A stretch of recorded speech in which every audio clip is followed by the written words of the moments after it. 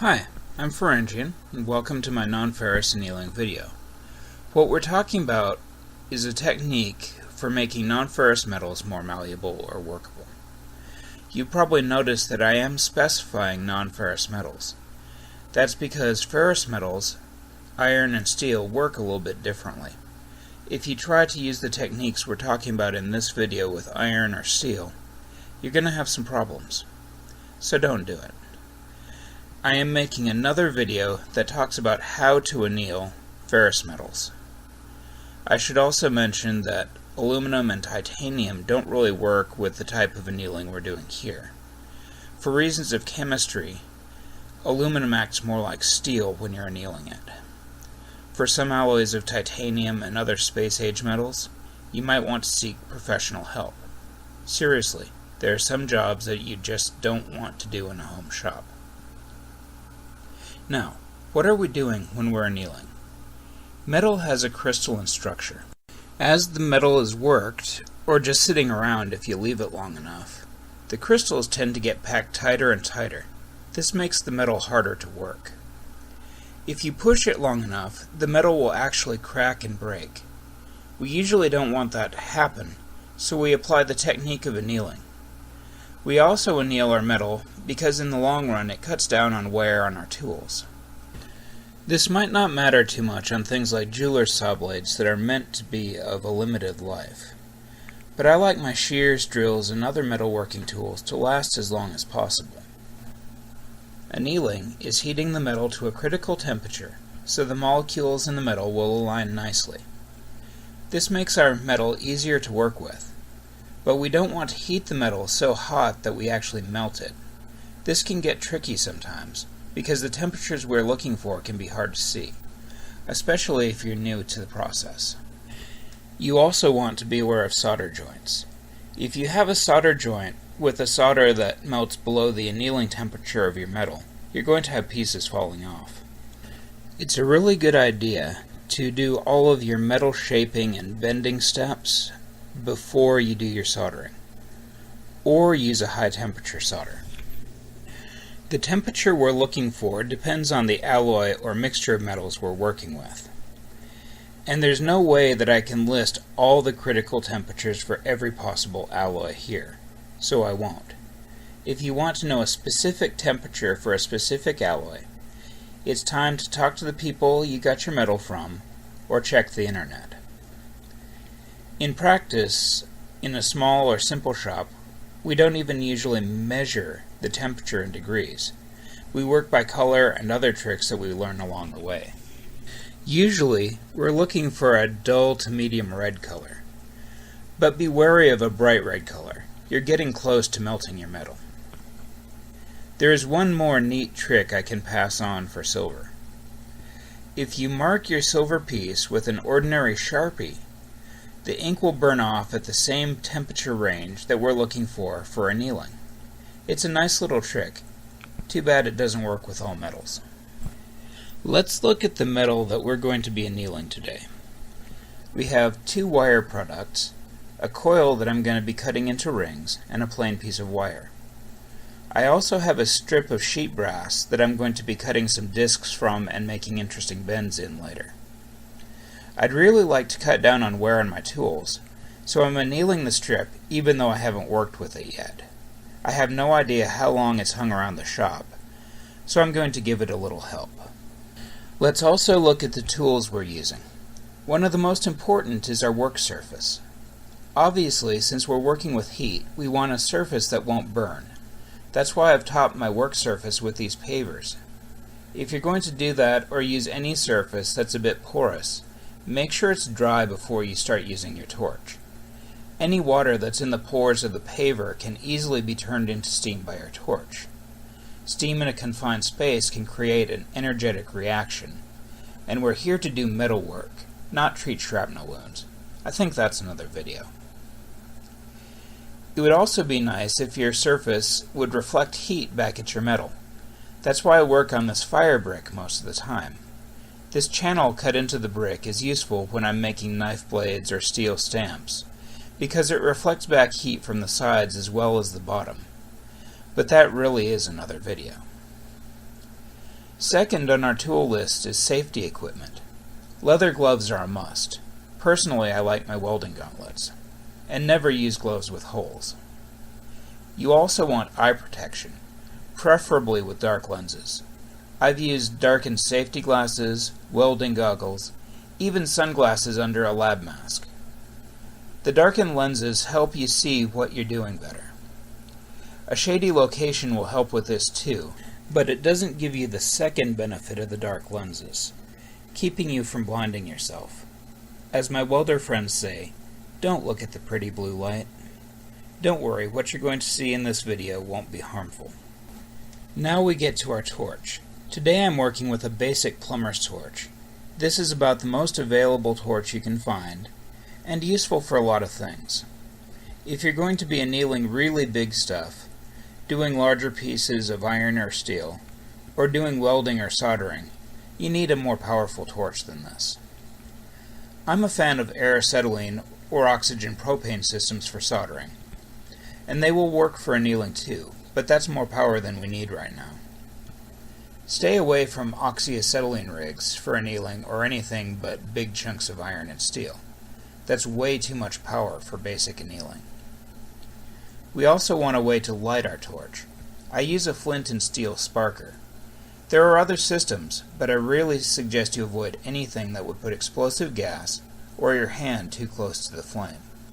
Remember, this is the annealing video, not the paramedic video. If your metal has copper in it, it's going to oxidize a lot.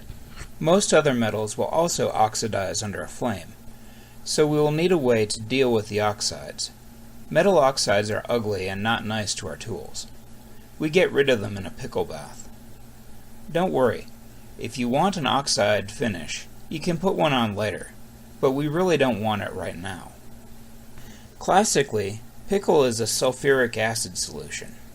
Some people use pH- from the pool section of the hardware store. Personally, I was looking for something cheaper, more environmentally friendly, and a little less scary to store. I found a vinegar and salt solution that works pretty well for the metals that I work with. Whatever pickle you choose, it works best warm, which is why I keep mine in a little crock pot. A Pyrex baking dish and a hot plate or griddle will also work. Whatever you choose, you want a non-metal container that is acid resistant, will hold your metal, and won't tip over easily. We also need a way of getting our metal into and out of the pickle. That's where these copper tongs come in. Sure, you could use any tongs or pliers to grab a piece of metal, but we don't want to leave tool marks or cause problems with our pickle. The reason you stick to the copper tongs is the acid content. You don't want iron or steel involved with the acid in your pickle. It won't blow up, but it will mess up the chemistry and possibly your tools. Normally, the acid in pickle eats away the copper oxide and other metal oxides on your piece. But if steel or iron get involved, you've just turned your pickling solution into a plating solution. More than one person has turned their nice silver ring pink because they use steel in the pickle. When someone else uses steel in the pickle and turns your stuff pink, it really ticks you off. We will also want some water to wash off the pickle and some fairly soft shop towels for drying. The last piece of our equipment is the one we hope we don't need, our fire extinguisher. Okay, enough said on that.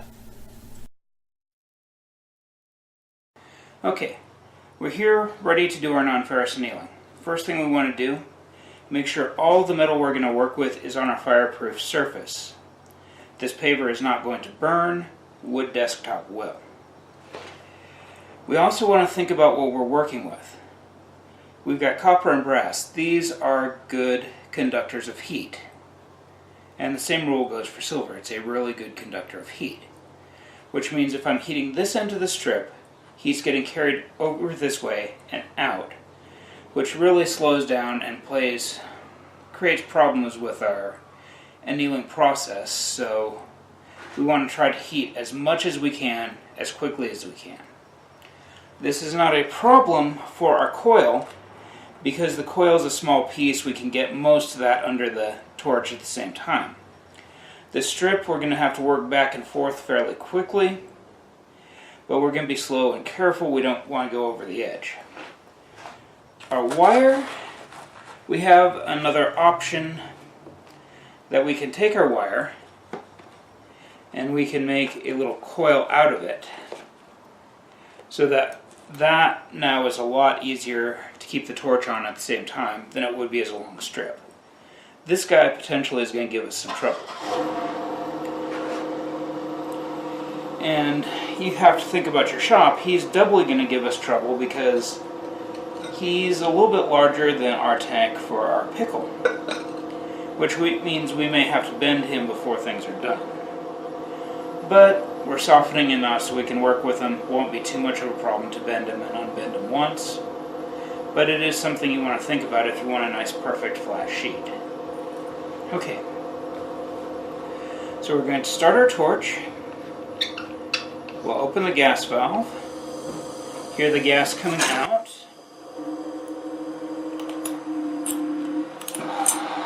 Cap the gas in here and start it going.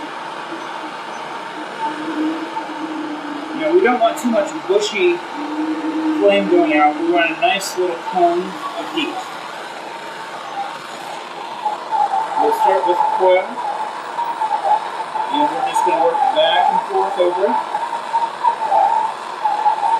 And I'm not sure how much you can see on the camera, but in live you can already see the heat having an effect on it. You can see the one spot there is glowing already. We don't want to get it too hot because we're trying to anneal, not melt the metal. And there you can definitely see that this is good and hot now. Get this last in. And remember, we are going to use copper tongs because we don't want our pickle coming into contact with steel. I'd really rather use steel pliers because they can get a better grip, but they are going to cause problems, so we stick with copper. Now, some people will tell you you need to wait for the metal to cool completely before you put it in the pickle. That depends on what you're doing. If you're worried about quenching the metal, then you probably shouldn't, unless you intend to quench it. If you are worried about your metal flying up and breaking, well, my first question is, why are you using that piece of metal? Generally, as long as the red's gone, in my book, that's fairly safe. But if you want to be really, really safe, let the metal cool down completely before you go in. But, like I say, I'm one of those people that I just let the red go out of it before I put it in, and that extra little bit of heat helps to blow off some of the oxidization in the outside.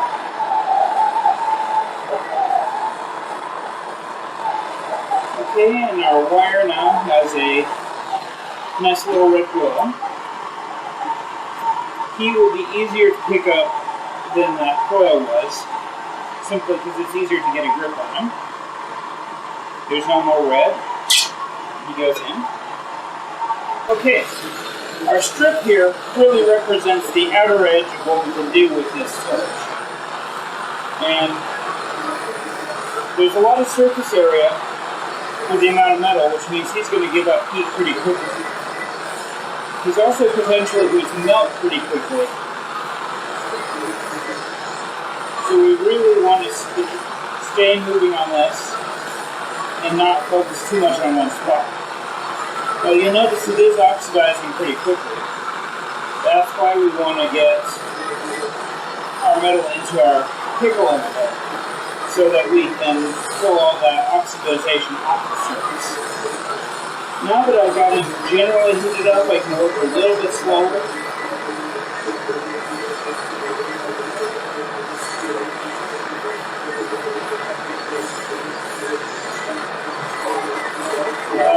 Here,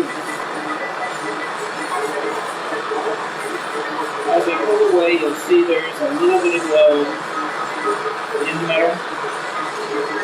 We don't want too much because we don't want to melt. And since this is a relatively thin strip, that could happen pretty quickly. Even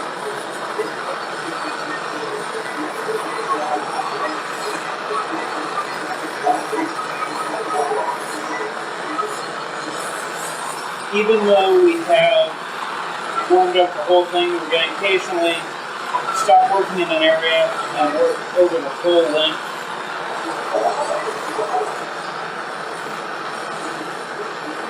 Because we want our whole piece to be heated up pretty quick. That's how we're going to get any particular spot to our annealing texture, is to make sure that the whole piece gets up to a good temperature.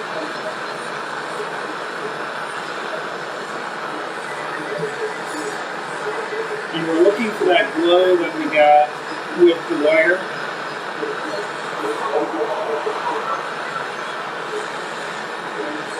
But we're not going so hot that we're going to melt the whole thing.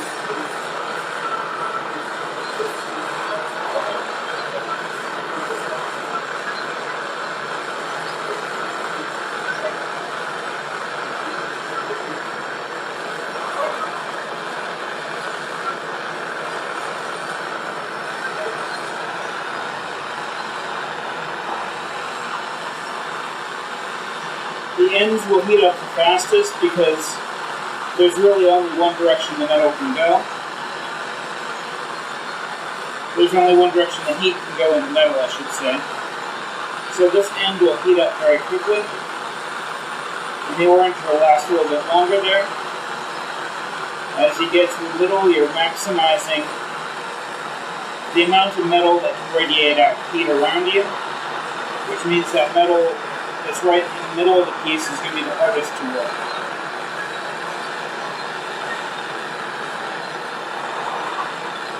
You're just going over, making sure each section gets to a nice little glowy, but not getting so hot that we melt the whole thing.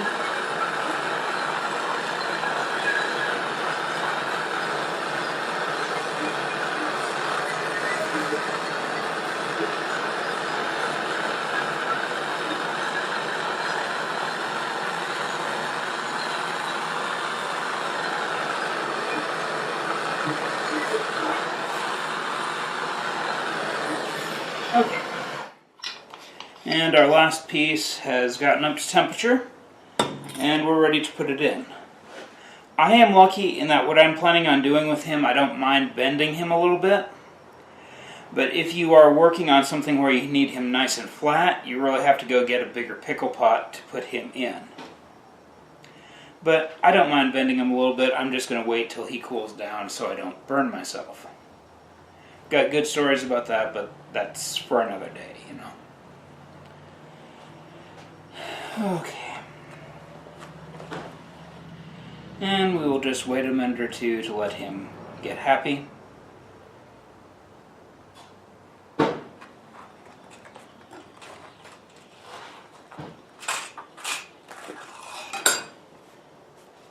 And you can see that this strip actually bends very easily now. That's a pretty sure sign that we have him annealed nicely. And I can see people shuddering, but I have let him cool down enough. See, he didn't even make a sound when he went into the pickle. We'll get him down into the pot with our other guys here. And since I'm not heating my pickle pot, they do take a minute or two longer. So we are going to give them just a minute to get ready.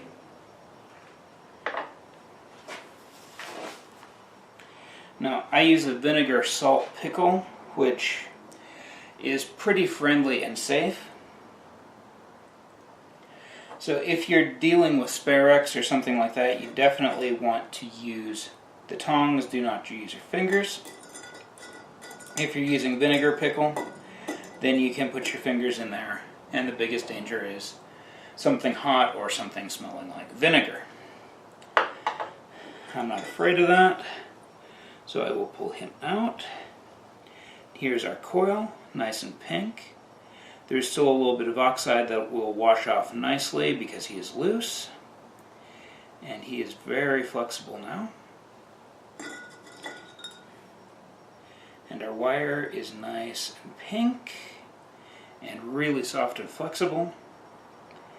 So these guys are now ready to wash and then do whatever work we want to do with them. And this is the basics of how you do annealing. I'm Pharangian, and this has been my non-ferrous annealing video. If you've got anything to say about the video, leave a comment.